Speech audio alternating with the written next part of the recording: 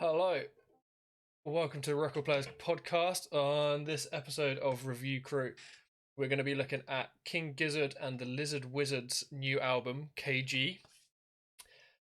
I'm Jack. With me, I've got Dennis. I'm Hattie. So, looking at the band first, they're an Australian rock band. Been about for around a decade, I think. You're gonna have to give me a minute while I get through the list of members and their individual roles in the band, because they're all multi-instrumentalists. So and don't list their albums either, otherwise we'll be like 3 hours. yeah. Their output's insane. We've got Stu McKenzie, vocals, guitar, bass, keyboards, flute. Ambrose Kenny Smith, vocals, harmonica, keyboards. Cook Craig, guitar, bass, vocals. Joey Walker, guitar, bass, vocals, keyboards. Lucas Harwood, bass, keyboards, and Michael Kavanagh, how we say his surname, on drums and percussion. Until August of this year, they had another member, Eric Moore. All of them were founding members, and Eric was a drummer, percussionist, thereminist. Not sure if that's the correct terminology.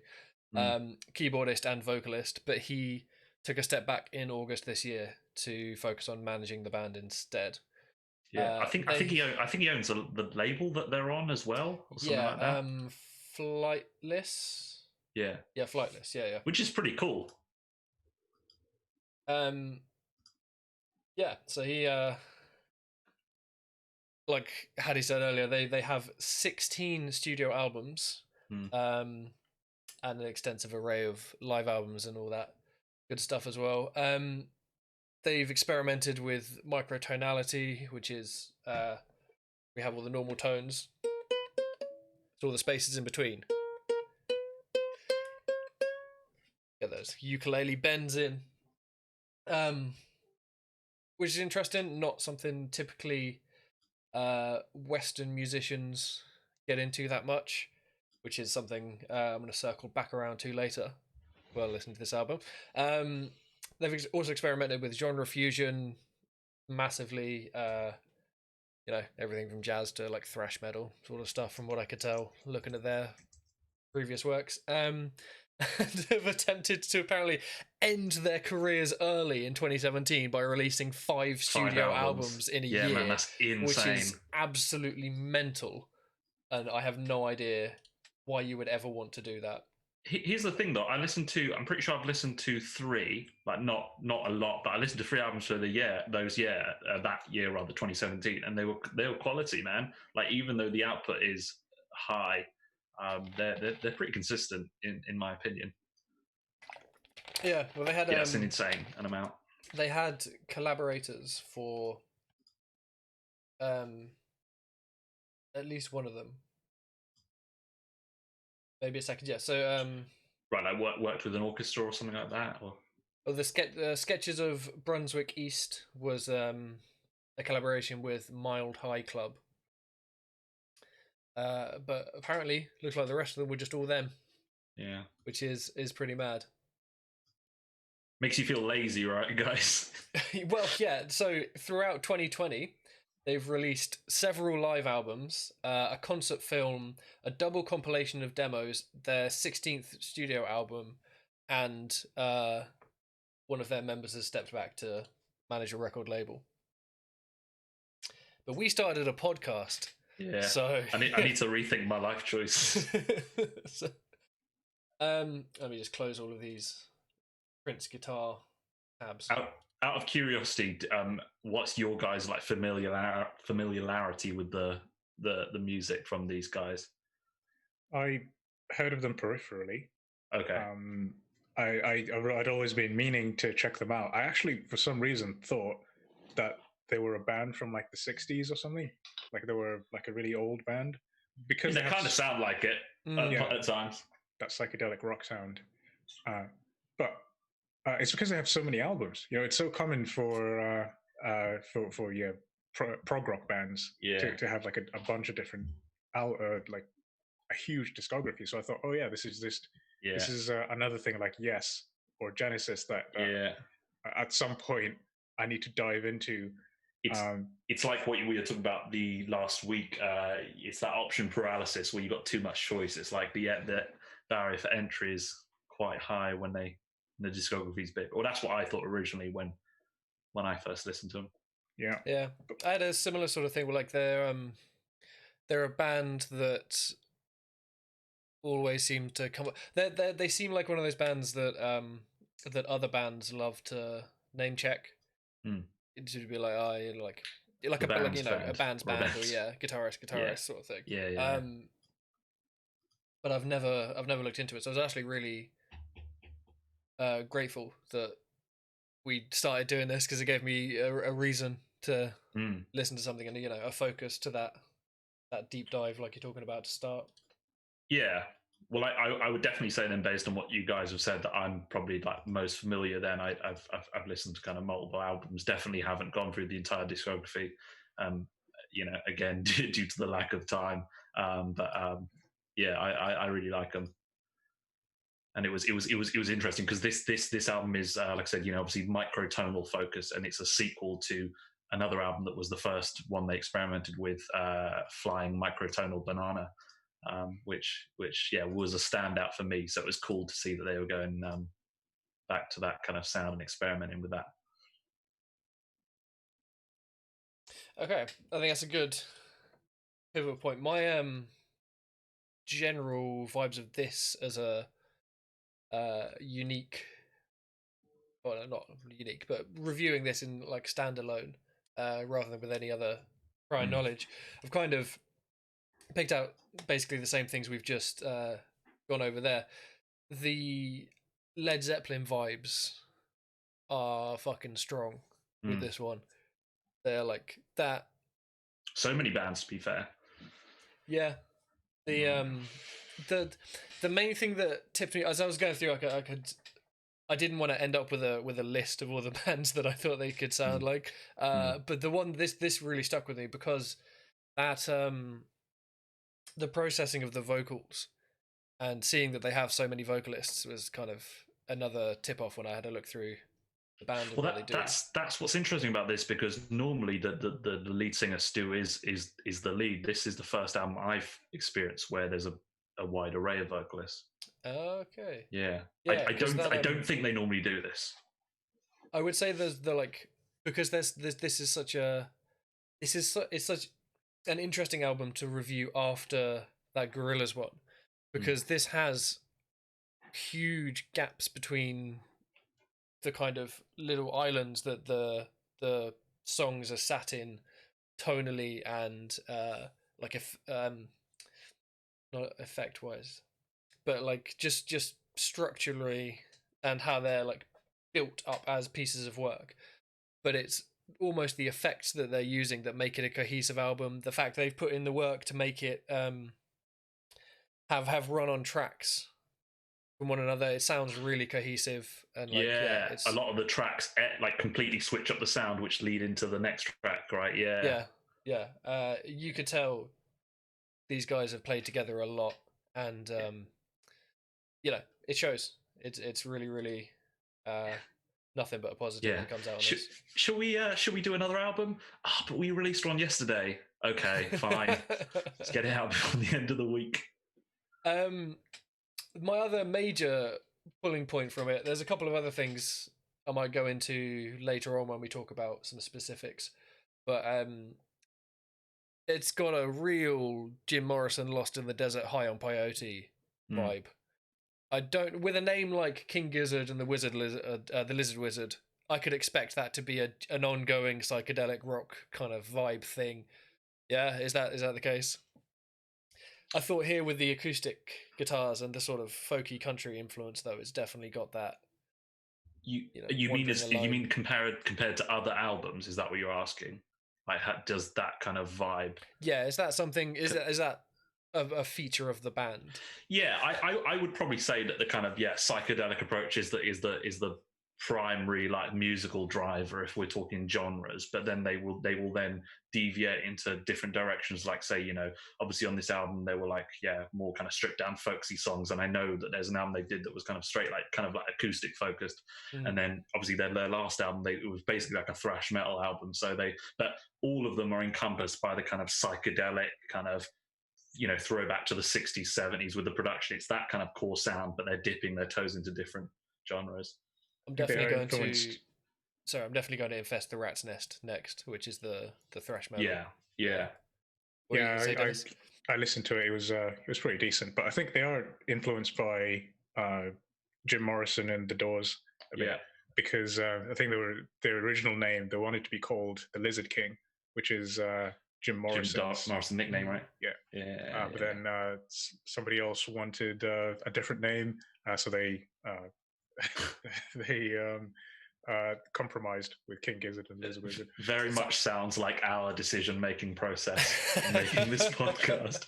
A compromise. But I agree with both of you. I heard the Doors on this album. I heard Zeppelin. I heard Sabbath, especially on that last track, which we'll get into. Oh my god, yes, that intro riff. Yeah, pure Sabbath. I heard so many like 70s bands, that I like.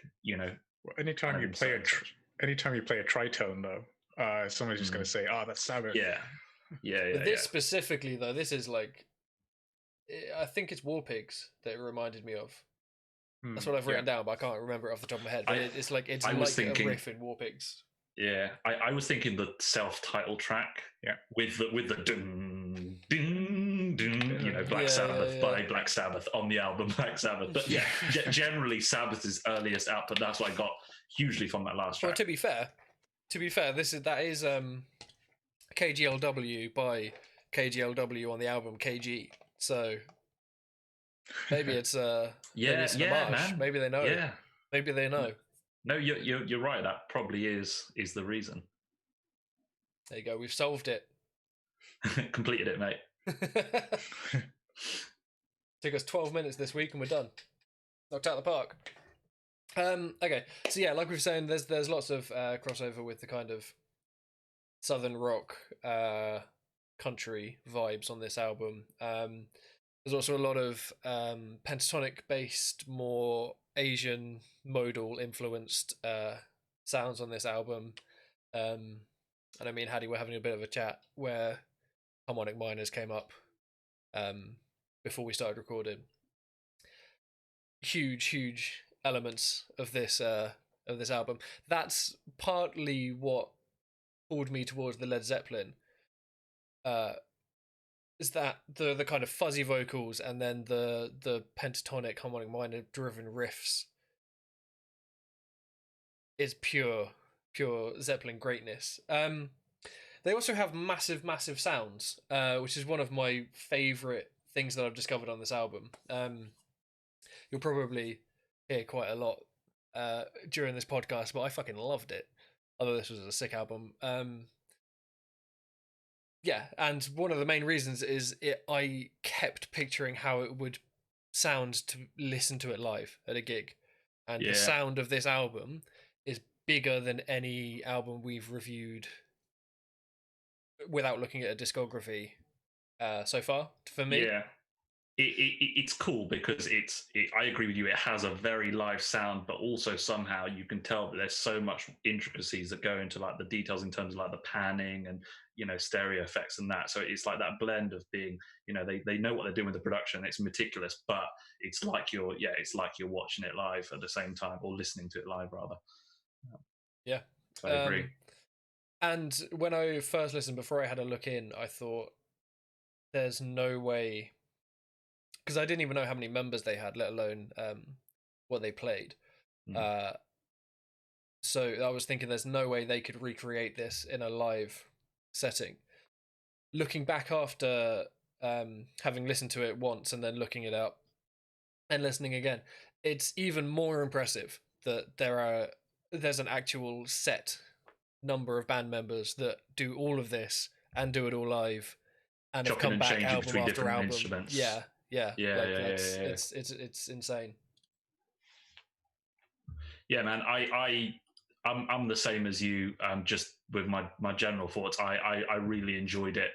For all of the reasons already mentioned. Like I said, I love that they committed to the musical theme of it being microtonal, just like with their first microtonal album that I would recommend you guys check out if you haven't already. But at the same time, even though it's committing to a theme, which I think is really really important with having a cohesive album, they also display their like flexibility in terms of dipping out to these kind of subgenres. Exploring like folksier songs, like early metal songs, obviously the psychedelic kind of element's still there, but they kind of like, they keep it fresh. There's even, what's the song? Intronaut, which obviously I want to get into more detail, but that song's a straight up like psychedelic dance pop song. Yeah. To me, which is so left field, but like they do all these different things and combine them, but the album still just flows and sounds like a cohesive piece of music.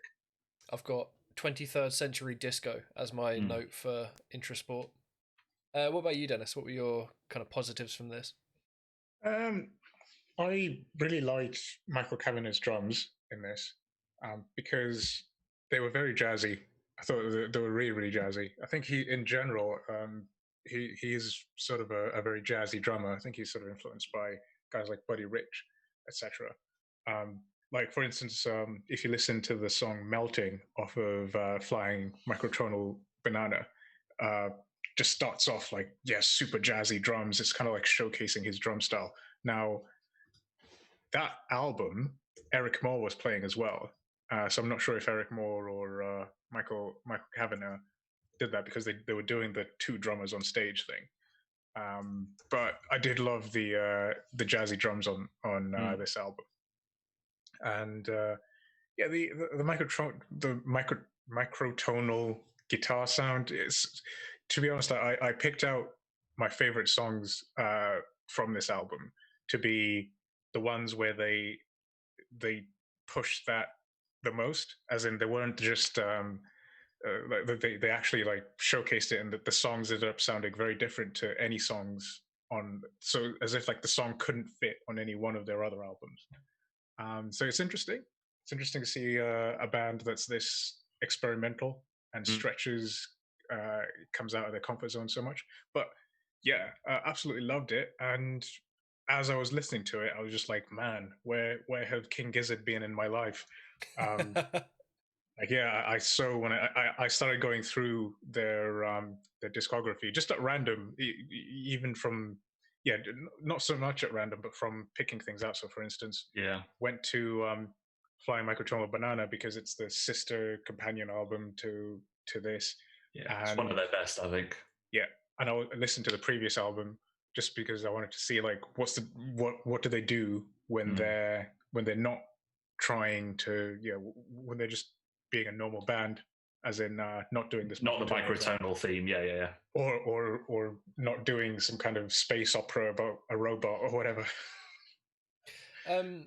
Just because I'm now wondering about playing live, and I hadn't researched this, which I should have.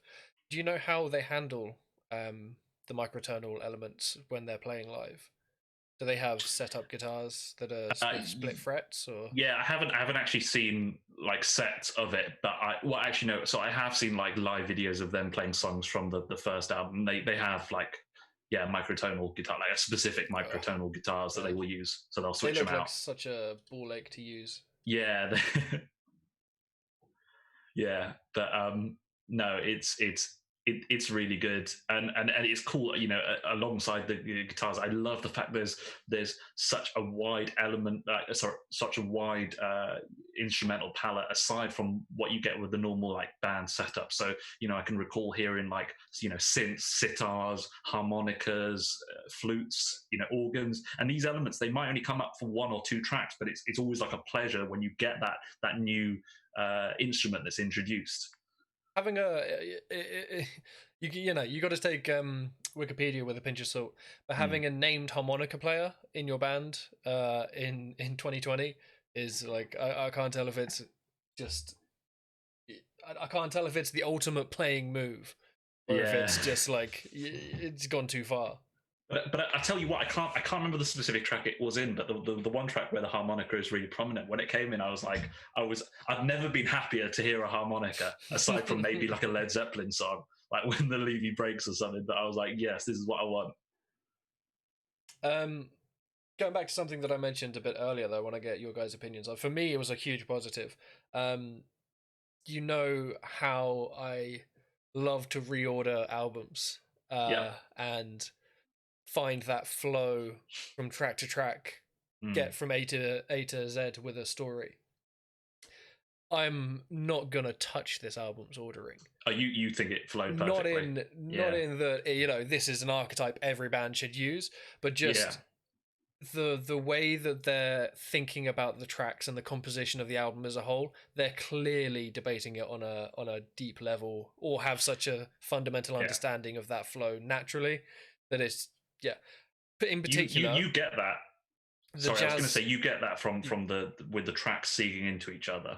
Exactly. What you mentioned earlier, that's a perfect example of how the forethought's gone into. Sorry to interrupt.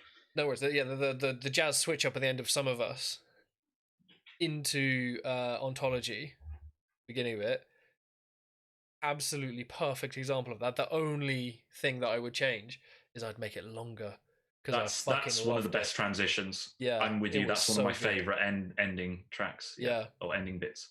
That on my first listen, when I did my my classic No Names listen start to finish, that I wasn't even sure if it was a change of track. When I looked back through it and listened back through it, I was like, oh, they've switched this track up. Like this is like it's a whole new track. And then I went back and was like, that's why.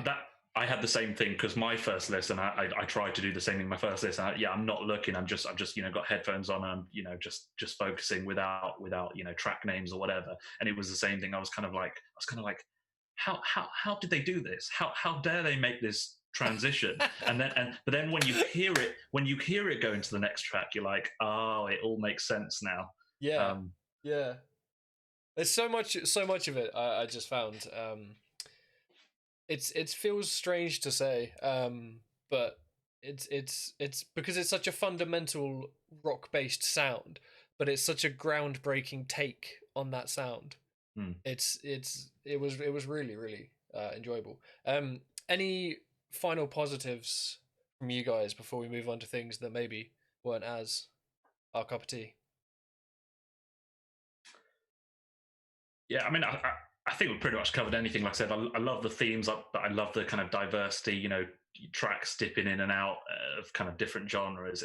It's all good. I mean, I guess the only thing I can think of that we didn't touch is the lyrics, which I didn't go too much into, which I don't normally, which is common for me. But like what I did view, there were quite a lot of like dark, abstract, almost like antagonistic lyrical themes, which I thought was interesting. Contrasted with the music, which was often, I don't want to say joyous, but the music is very like I don't know, it's kind of uplifting and vibrant, but the lyrics were almost like, I don't know, torturous in terms of what they were talking about. So I thought that was interesting. I don't know whether I liked it, but it was an interesting juxtaposition. Building on that, just before I pass over to Dennis, I labeled those elements as darkness and light when I went through the album, because there's such an interplay and like a tension between those two sides of the music, like you're saying. So all the sort of modal stuff, all the sort of fuzz and the heavy electrics, and the lyrics I put down on the darkness side, because like you're saying, they're hella world endy. But then you're getting all this apocalyptic, wasn't it? Like a lot of the. You're getting all this lightness from the acoustic instruments, like you're saying, like the stuff like the harmonica, the acoustic guitars, the non-Western instruments, the rhythms used in the percussion, and the standard drum kit, to be fair, and the use of percussion in the first place. Like there's higher pitched percussion elements like bongos and stuff. They always put a happier spin on something, having that high end come in. What are you thinking, Dennis? The album was okay, but to be honest, there was I thought some of their previous efforts were probably better than this, because this microtonal thing to me seemed like a bit of a gimmick. It seemed a bit like forced at times. In fact, there were a couple of songs on here. For instance, "Hungry Wolf for Fate," "Honey," which I think they could belong on any album. There was no need to put them on a microtonal album, so yeah, and as well, like you're listening to it, some of the drum beats, some of the bass lines. For instance, you would have like a microtonal guitar part. For example, like on Ontology, the guitar part would be microtonal, and then the bass would just be normal Western sort of bass sound. But I want to push back on that, because wouldn't it be more gimmicky if they really like overuse the kind of microtonal melodies? Like I like the fact that kind of, yeah, obviously like the instrumentation, like, at least you look at the bass line or the instruments like a harmonica, for instance, where you can't achieve microtonality. They had to adhere to like melodies that we'd be more familiar with, like, in terms of Western music. And then the guitars specifically were the ones where occasionally they would drop in, well, two things. So the guitars, had obviously microtonal patterns, but they weren't overused. And also the vocal. So the vocal melodies, obviously, as a singer, you're able to kind of go all over the place. You don't have to adhere to keys or frets. The vocal melodies were the primary force, with the kind of like, oh, that's weird. That's something outside of like normal Western music. So I thought it wasn't a gimmick. It wasn't like, oh, let's do this for the sake of it, because it wasn't dominating every single part, every single chorus, every single verse. It was just, spliced in. Well, I would push back. I would say that this was like them experimenting a little bit, as in following on from Flying Microtonal Banana. I think maybe they had the idea with Flying Microtonal Banana. Let's do a microtonal album. And then they did it, and then now they're kind of just trying it again. I mean, they put out a hell of a lot of stuff. Yeah. And that gives them sort of that freedom to be able to try lots of different things. So I see what you mean. When their output's so high, they've got to kind of think of a reason to do something new in such a short succession. So it is kind of like, why don't we go fully into this area? That does make sense, but I don't see that as a bad thing. No. But it's just one thing I didn't so much like about this album, in that, there were some songs, like Some of Us, for instance, which were, what I was looking for when I was listening to this album was something just alien, just something like Middle East and something unconventional. And the large majority of the album was that. But then I found there's probably 3 or 4 tracks that they could have been put on any one of their albums. And after going through some of their back catalog, I preferred the previous album, Infested Rats, or the thrash metal one. Yeah. Is that how you felt from a first listen, or is this an impression once you'd gone back and checked out their other works, that this album felt a bit lacking? This was after I'd gone back and listened to Infest the Rat's Nest, and also listened to Flying Microtonal Banana, and sort of got a feel for like the kind of sound, they're kind of into like easy listening, mellow, garage rock type music, and kind of like, they're kind of in the same area as like White Stripes, or to me, like White Stripes, or like Arctic Monkeys, that kind of thing. And I prefer that sort of sound, but it sounds like they're doing that sort of sound, but with this like gimmick. Yeah, it's interesting, because I guess that's one of the more interesting things, is that they do all these different like kind of diversions through their discography, that you can easily find something that you really like and find something you don't, and you just got to do the research. Because conversely, I really didn't care too much for the Infest the Rat's Nest album, just because, again, I don't like that kind of raw, like old school thrash sound. Obviously, harkening back to our Mr. Bongo episode. Well, it's not like I don't like it, but it's not what I would want to go for if I want to listen to some metal.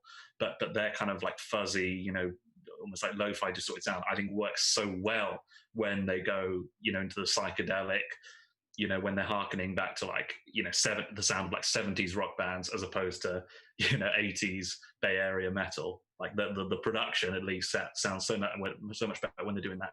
Yeah, I mean, is it on Infesta Ratsness, or they have a couple of songs where there's like blast beats? It's a full-on metal album, like from memory. Yeah, it does sound a bit strange coming from King Gizzard, because I do see them sort of as a almost like a progressive rock band type. Yeah, I mean the one thing, I mean, I guess while we're on that, the negatives, the one thing I would kind of mirror, it was hard for me to actually think of things that I thought were like overtly negative, but the one thing I would probably mirror is that I don't know if, well, I presume you thought the same thing, but the first album, the Microtonal Banana album of this kind of concept, had stronger songwriting. Again, that doesn't mean that there's a flaw with this album, because I really enjoyed it. But just thinking of the two, say if someone was to ask me what one should I listen to, I would probably say the Banana one, just from my experience. I thought there was stronger, the songwriting was stronger. But again, because I really enjoyed the album, it's not really technically a jab at this one. Yeah, I would agree. I mean, I think I only listened to Flying Microtonal sort of 1 or 2 times, but I think there were more songs that I could pick out from that album that I'd be like, oh, I really like this, I'll listen to this again. Yeah, it was stronger songwriting for sure, I would say.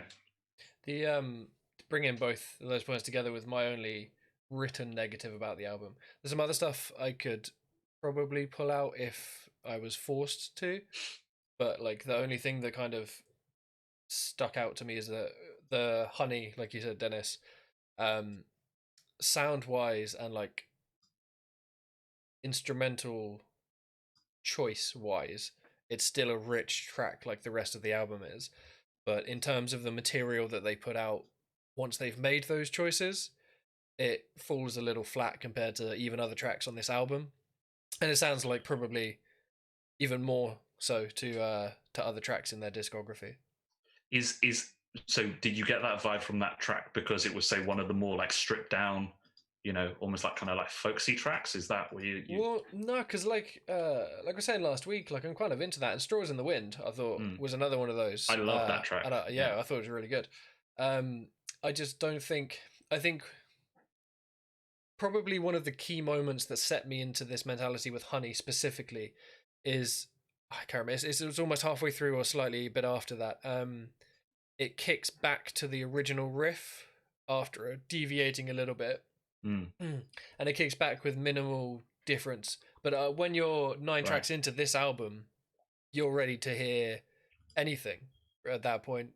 Yeah. But what you're not expecting to hear is what you heard in the intro, just repeated again. Especially like for some tracks like that. Like some tracks, they kick back. You know, they're obviously going for the more kind of progressive rock angle of their sound, and they kick back to a riff, and you're ready for it. It's sick, but it didn't hit as nicely in Honey as the other stuff. I guess I liked again thinking back to both of them. So like I said, Straws in the Wind, like you mentioned, and Honey to me stand out as the two most mellow, stripped back, you know, tracks, and I really liked them, and I liked where they were placed, because it was almost like a palate cleanser from like the sonic barrage that you got with a lot of the other tracks, in terms of being so like loud and you know, having all these kind of like studio effects. It was nice to have the kind of mellow parts, like I said, to just refresh before you go into the next, you know, track and your mind gets blown again. So I thought they did well, and I thought it was, I don't know, again trying to think of like one of the other things that I could maybe say was a flaw. I thought sometimes some of the more heavier elements didn't sit that well with me with the production, almost like it became too much of a barrage. So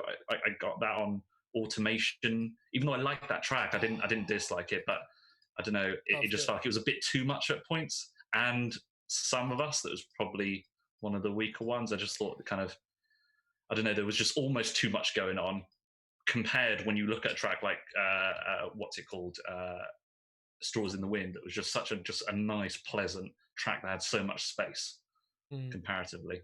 I'd agree with Some of Us that like it pivots over that boundary a couple of times. I think for Automation,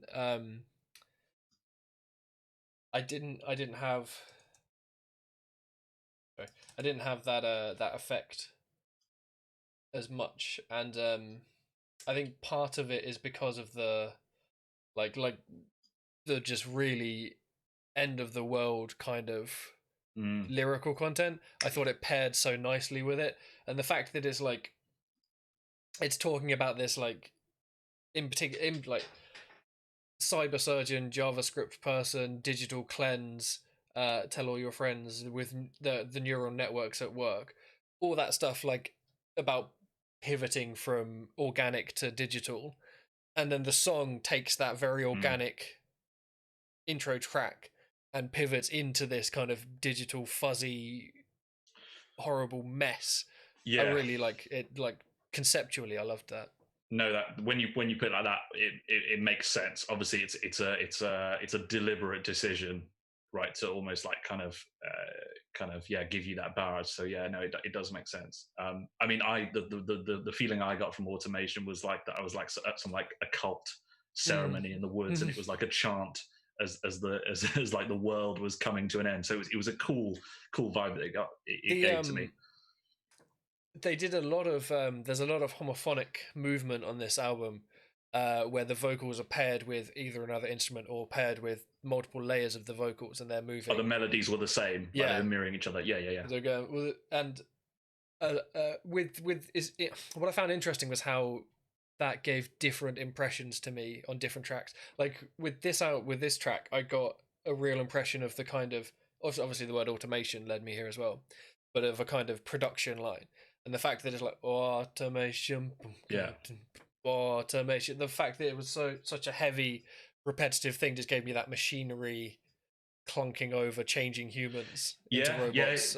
You're right. It could be like system. You could picture a scene of being in like a factory, and you've just got these like clones that are coming out as dun dun dun dun dun dun dun dun. Yeah, It's just a lot of the tracks on this album. That one in particular, it's like it could be like a movie soundtrack.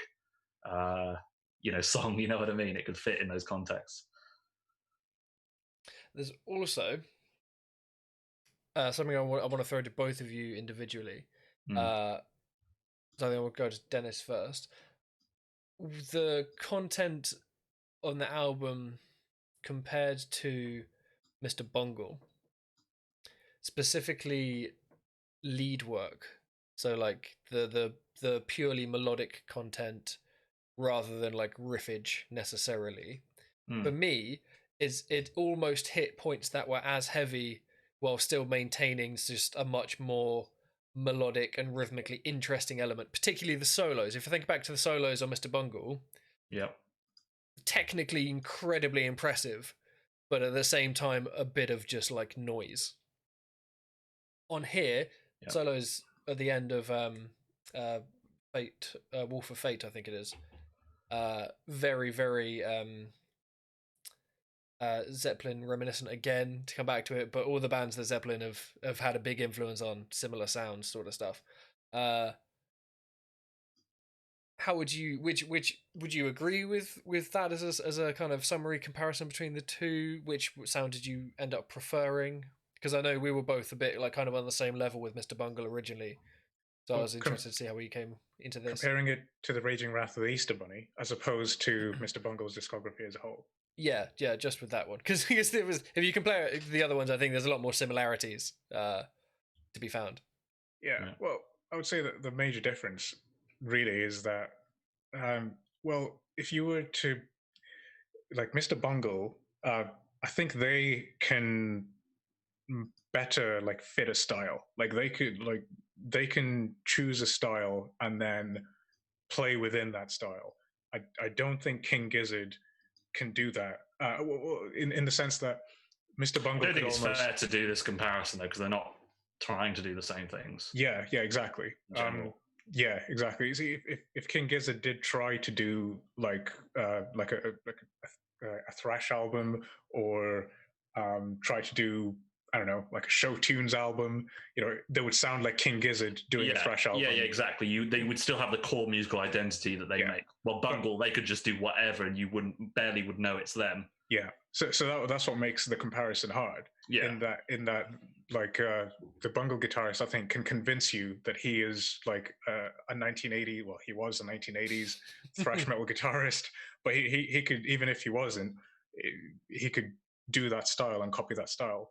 whereas I think Gizzard are very good musicians, but they're not the kind of musicians that will train to a particular style and then learn that style. Well, that was my development. So if I throw the next stage to Hattie now, because you guys have listened to Gizzard's thrash album, and I haven't. How did they stand up? Because obviously they're very different works, like you're saying. But comparing the breadth of diversity on this album, and then thinking that they have actually released an album which is a thrash album, how do those two works line up? Sorry, not with this. With this album still. Because it's almost the same thing where we've got very explorative bands pushing boundaries on some of their works, and they also have this kind of like seems like an outlier through its normality. Yeah, I mean, I would mirror the same points Dennis has made. Like, say when you look at Mr. Bungle, it's like what they did with the first album is like completely different to anything they'd done like studio release, and it almost sounded like a complete. It basically was like a completely different band. While with the thrash album that King Gizzard did, it was that it still sounded like them, and that's the difference. So I'm not familiar with it to give you like an in-depth like commentary on it, just because it wasn't one of the ones that I liked from them. But it still sounded like them. So as far as I'm aware, like the lead work and everything was similar. For instance, you can listen to something like Planet B. That's the song that I said had the blast beats in it. And those blast beats don't sound like regular blast beats. They sound like King Gizzard with this kind of production. Yeah. They don't have that Joey Jordison going on. No. That triggered bass where every single bass sounds exactly the same. No. I'm not hating. I love Joey Jordison's drumming. Okay. Does anyone have any final thoughts before I cut to each of you for an individual ranking of the album? Yeah, there's one or two things that I wanted to get your guys' opinions on. Nothing much, but I just wanted to ask, like, how did you guys actually consume this album? Because one of the things that was so cool for me was, like I said, the amount of like hard panning with the instruments and like kind of stereo effects. That I kind of felt like this is almost like required listening with headphones to get the full experience. I did listen to it through my like studio monitors like once or twice, but it wasn't as enjoyable. So, of the like half dozen listens I gave, 4 of them were like on headphones because I felt like it had to be consumed like that. So I'm curious if you guys listened to it in different environments, and if so, did that impact your enjoyment? Or were you guys just headphoning it? Well, I put this through my stereo in the living room, and it is quite nice to just have to allow them to like fill the room with sound. So you guys did mention there was a song, I think it was Some of Us, that was a little bit too much. There's a little bit too much going on. With that, if you're in a stereo in a room with a stereo, just allow it to sort of fill the room. It is a different experience. It doesn't overwhelm you as much. Yeah. I mean, it still has an effect. I guess I'm coming to it from like it's going into the intricacies, but kind of where I'm from at my desk when I'm listening, I don't have like my speakers like really far apart, so I'm kind of not getting the full stereo aspect that I would get with like these. So that's where I felt like it was almost like required listening for headphones, unless you've got a surround sound setup where your speakers are so far apart. It's not really something I would like even like talk about with most albums, but with this it seemed really prominent.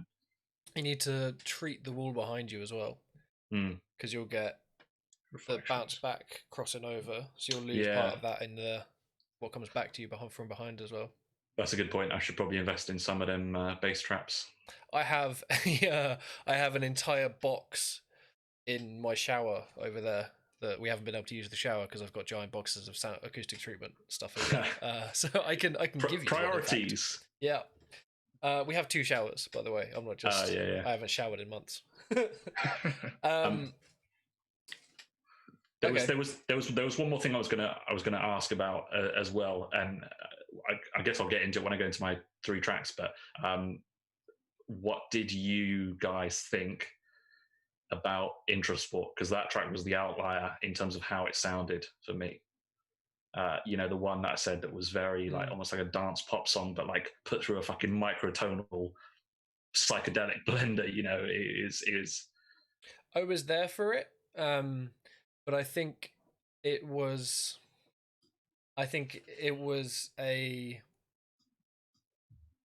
It wasn't as consistently strong as other tracks on the album. Okay. I think it's at least a middle track, at least. Yeah. I enjoyed did it deviate too far? If you could argue, would it deviate too far for you production-wise, or the actual like musical? I think that what was it? Because I thought it was a standout. I think. I think that if it had a different album around it, it wouldn't have had as many problems.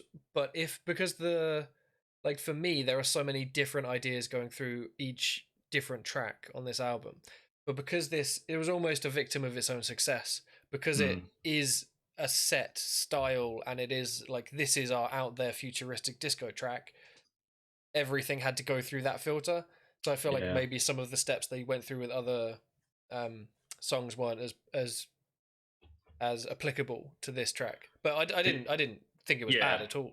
I see what you mean. Like, it could have been put on another album and worked better for your enjoyment, but you still liked it, that kind of thing. Yeah. Dennis, did you have any opinions either way on that one? I hear where Jack's coming from. In that it's very different to the rest in terms of like feel. It's got those synths in there, which none of the other song. Well, the like raspy ones that mirror the vocal. Yeah. Which I thought was fucking sick, but yeah. But I'm with you, Hattie. I thought this was a standout because I'm a huge fan of Joey Walker's vocals. I much prefer Joey Walker to Stu McKenzie. In fact, the other song that I absolutely loved on this album, the first song that stuck out for me on this album was Minimum Brain Size, which is another one that Joey Walker does the vocals. And for the same reason, that the vocals on it were just like chilled out.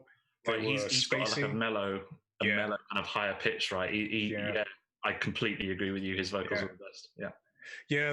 They just resonated with me more. And Minimum Brain Size and Intrasport are the only ones on this album that he does vocals on. That's crazy, isn't it? When imagine like you're being the lead singer, right? You're Stu, and then you're getting upshined by like who is it? What is he? The guitarist? The guy you were just talking about, Joey? Yeah, I think so. Yeah. So you're getting outshined by your guitarist, who, like I said, as far as I'm aware, doesn't normally take lead singing roles. If you ever want to read an Acid Trip, by the way, read the lyrics for the verses of those. They're like, the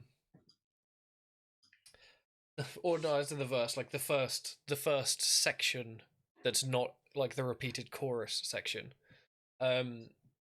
It's like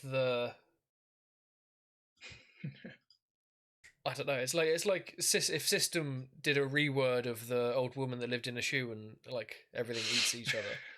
Yeah, it's real weird. He goes, "Don't take it personally. This is not about you. I begin to slide inward and throughout to shatter the static silencing my mind, find the rhythm and set the course to collide." Sounds very like Toolish introspective lyrics. There's some cool lyrics in here. Like I said, I mean, I feel like I do myself a disservice by not focusing on lyrics, because when I did look into this, it's kind of like, oh man, if you really listen out, you can get some cool stuff. I'm a huge fan of those psychedelic type lyrics. Yeah, I mean that's all the things I wanted to like ask that we haven't touched upon. I don't know, Dennis, if you have anything that was pressing in terms of lyrics before we. Yeah, well, no, I guess like just anything that you were curious about before we go into our rankings. Not so much. I mean, it's kind of refreshing that they went down to one drummer, because it sounds as though I don't know how they would have. I don't know how they didn't get into a situation where it just sounded too muddy on stage during that. Shit tons of practice. Yeah, and they probably play a lot together. They probably do a lot of gigs together. Like they seem like watching a couple of interviews. They seem like a solid unit. their families, like their respective families, are probably like, you spend no time with me, like, like their wives and stuff. I mean, it's like the amount of albums they're release, the amount of touring they probably normally do, obviously outside of this year. Yeah, the amount of playing you'd have to do to record 16 albums in 10 years alone is insane. Let alone to then tour them or do any other extra gigs outside of that. Yeah, it's an ordeal. You got to give them cred for that. I'm good for doing the rankings. You guys. We've got Dennis first. Remember, we have our. let me actually copy. Yeah, introduce the tiers. I will, Haddy. Thank you. We've got them all at the moment as well when I get there. We'll have where we've got our current albums as well, because I think that's going to be really interesting to see in relation to. We weren't all completely happy with the first three moving to backpads, so seeing where we're sitting with this compared to them, compromise. Very interesting. So we've got our classic ranking system, slightly updated. GOAT, greatest of album time. Nothing better, mind blowing, seminal work. Fire emoji. Good shit you're gonna go back to and replay. Backpat, they released an album. We heard it. Good and bad. Mixed bag. Didn't hate it. Scratch CD. Could have been better. Not sad it's scratched. Not gonna go and buy another one. Participation ribbon. They released an album, and that's about it. It's like a better luck next time. And then the bin. The bin. I can't off the top of my head think of a binnable album, but next week when we do our naughty and nice lists, I assume our naughties will be bin boys. Yeah. Okay, so if we go to Dennis first for your general opinion and where you ranked it. Well, I ranked this in the end at pat on the back, because I thought it was great, but I also thought, like I said, that the microtonal aspect was a bit gimmicky, and I'm literally just, that rating is in contrast with their other catalog. I haven't heard much. I feel like that's really unfair, though.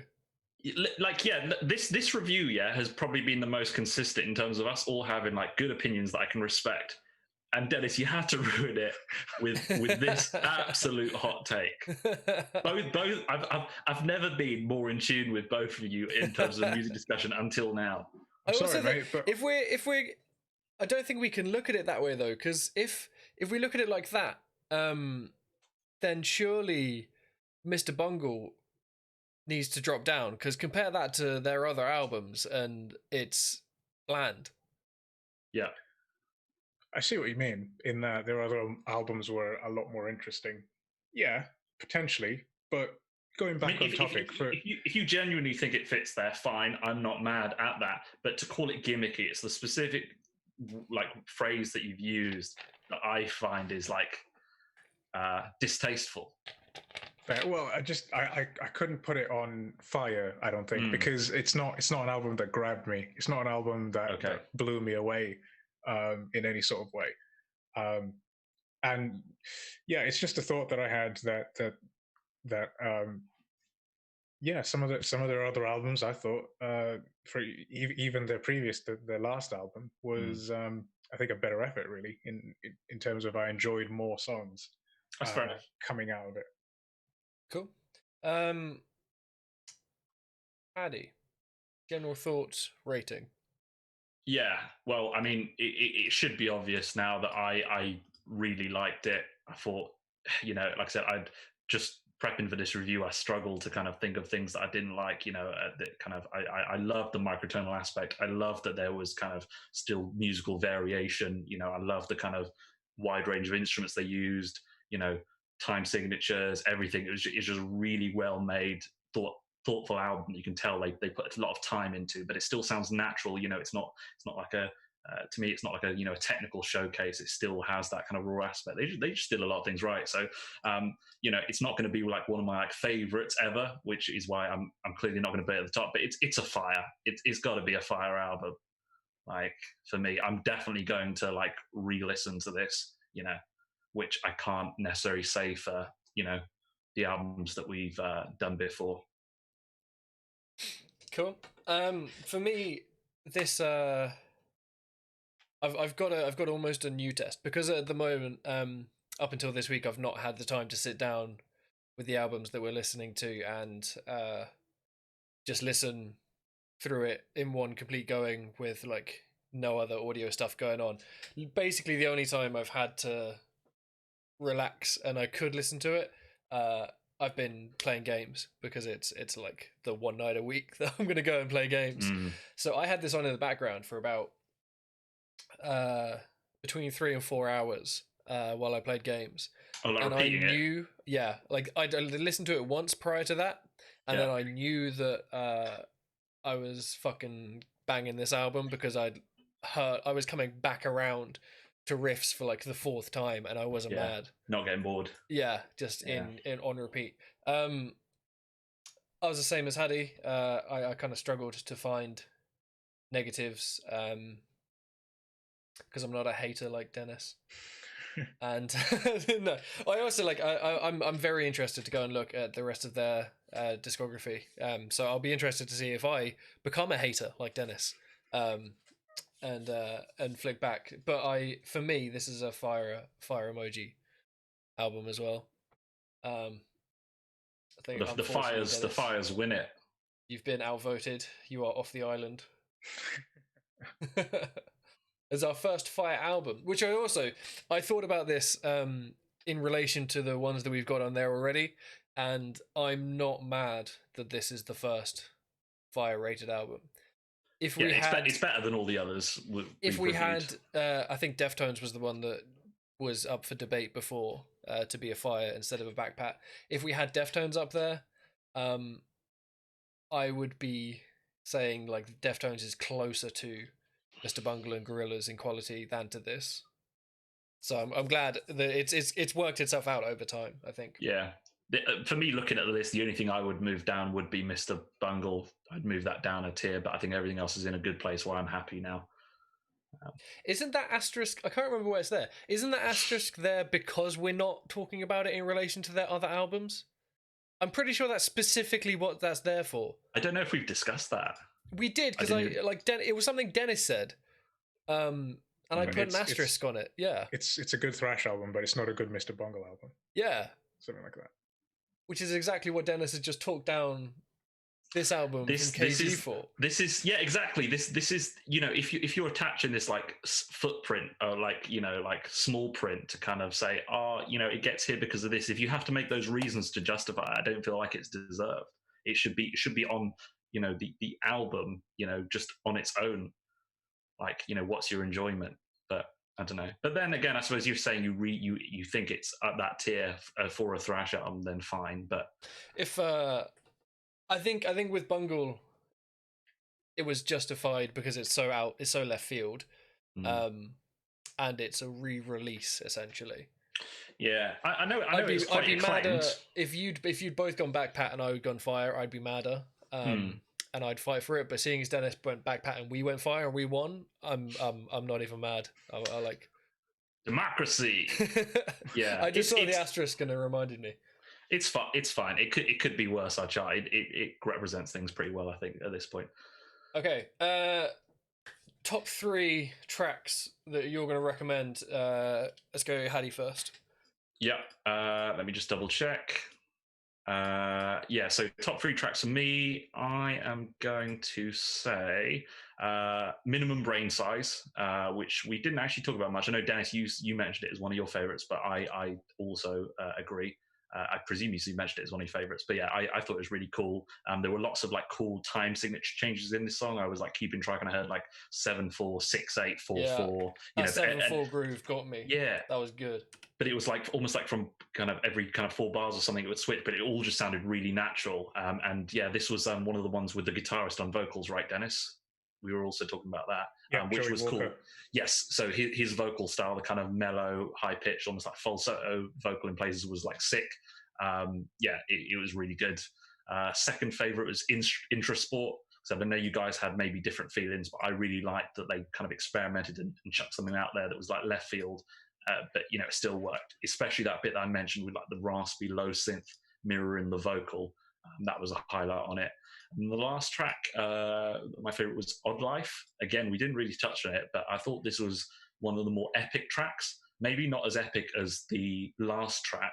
The what was that? Yeah, it was, but it was like almost on that level of being like a huge journey. And I thought the musical elements they included here worked better. Again, it was kind of like a mellow vocal, a really sick drum groove, and there were like these really like shimmery, glassy synths that just sounded sick. So yeah, I love that. So yeah, Minimum Brain Size, Intrasport, and Odd Life for me. Awesome, cool. Dennis? I loved those tracks as well. Definitely would put so Minimum Brain Size was my favorite track on the album. Love Joey Walker's vocals. I would put the other two, Odd Life and Intrasport, as well on there as honorable mentions. There's so many tracks to pull from that you could enjoy on this album, actually. Now he comes around. I need to rethink here. But to be different, to like sort of to pull out some other tracks that are really, really good. I loved Straws in the Wind. I thought that was an amazing track. Really, really chilled out. Really, really mellow. Really, really slow, but at the same time, kind of lots of space in it, so you can just sit with it. Really, really pleasant song. The other one I really, really liked, which is a bit more. There's a bit more going on in this one. So some of us, I thought I really, really liked because of how complex and layered it was. For instance, I loved how listening to like the bass in the background and how the bass would follow the guitars and the vocal line a little bit, and then it would still go off and do its own little thing. I found myself sort of getting lost in Some of Us, sort of like trying to pay attention to what's sort of going on in the background, where they're the same, where they're going in different directions, what they're doing. It's a song that I can imagine listening to over and over again and sort of picking out more and different stuff out of it. Yeah, it's one of the more hectic ones. I would say that along with Automation, those two stood out as like, almost like the maximum that they could do. They put on those two tracks. It is hectic, but the reason why I wanted to pick it out is because it's one of the tracks on the album that sounds very different, sounds very alien. And that's what I was sort of looking for whilst I was listening to the album. Right. There's a very prominent microtonal melody. And it kind of leads through the entire track. Yeah. No, fair enough. Jack, what about you, man? So, one thing I'm absolutely loving from this is that we've all landed on different tracks, because Automation hit me hard. It was I'm similar to Hattie in that I'll tend to focus on the music primarily, instinctively when I listen to something, but the vocals, probably because they're paired up with things and they're so like simple a lot of the time. Also, they're often simple rhythmically to allow for them to have that microtonality depth to it, so it's not too many plates to spin. But it just really grabbed me. It instantly sold me on the tonality for the album and like the experiments they would bring back and rely on repeatedly. Brilliantly introduced with Automation. And it's just a great vocal hook as well. Like it's so simple and it's just, I really liked it. Ontology as well. The lyrics again, fantastic. I think there's really a lot of psychedelic progressive rock lyrics to me run the risk of being so esoteric that you're like listening to it and you're like, I mean, cool, yeah, great, but what the fuck did you actually just say? But they're so simple in their phrasing of their lyrics for this track. it's not like Mars Volta. Like, what the hell are you saying? Yeah, I'm still, loving the music, but what the hell are you talking about, Cedric? Like, it's promoting you having like thoughts and debates and reflections on what they're saying without kind of challenging you every single line of the song. I agree. Well put. And it had a really, really great mix of influences from across global music. I hate the term world music when it's a genre, because it's just music from a different fucking place. Non-Western. Like, yeah, it's just fucking music. But this is a different term of world music, because it's not like this is a world music from this country. Yeah. It's like they've taken all of the fucking music and put it down into one thing. It was really good. Just having a quick re-listen. Ontology was the one that stood out to me as like the kind of almost like the stereotypical like snake charming track, which you'd expect naturally with like a microtonal like Middle Eastern vibe, but obviously they because they still had their like psychedelic rock thing. I didn't get that, but this track with that kind of intro, it was like that's where straight up Middle Eastern. This is exactly what I thought of when you guys were having the microtonal versus bassline debate. When you had the dung dung dung dung dung underneath the that's exactly where my brain went. Yeah, it's just that, and it's got the jazzy drums as well. The Dennis was loving it. You get the in the background. It's got everything you want. My third is Hungry Wolf of Fate. I know Dennis wasn't as hot on this, but this is kind of the thing that sold me on going to look at their other albums, because it in a similar way to Intrasport, it doesn't exactly sit well within the scope of this album, but it just shows so much potential, and they like it's a wonderful climactic end to the album. It's Sabbathy. It's got those raw heavy metal elements that they've played with for the first 9 tracks of the album, but never really settled into. And they just hit it off like perfectly. I can tell that it's something they've done on previous works to be able to nail it this hard here when they haven't been working with it. It's another really driven like chorus, the homophonic chords matching lyrics. Then the lyrics cut out and you get that kind of end of a bar blues idea where you have a fill and then you go back to your chords with your lyrics. Boom, boom, boom, boom. That ends. Fill. Back to your chords again. Would not have fit on any of the other tracks on the album, but because they've come at this from a much more classic rock starting point, it just it glues really nicely. I loved this track. I was expecting one of you guys to pick that as one of your favorites. Yeah, it was banging. But to be fair, I also thought all the tracks that you guys named were also great tracks. It took me a while to kind of settle on ones that I wanted to name, which is quite interesting for my next question. I think we should flip this in future. I've flipped it in the doc, but I think we should end on the good tracks in future ones. But I'm going to go first because my negative track of this album would be Honey. Only for the elements that we spoke about earlier. It's still rich and deep in terms of the instruments they're using and the sounds they're pairing up together, how they're setting them up in different registers to fill out the sound, how they're producing it with all the automation and the panning and the stuff they've added on later. It's just the material that they've got. I feel it could have been developed more. I feel like if you look at the track as like a kind of chronology of their writing, this would be the point where they almost started to run out of ideas. If this was a 14-track album, I think there'd be more tracks like this if they'd rushed it, not knowing anything else about the band and their work ethic or anything like that.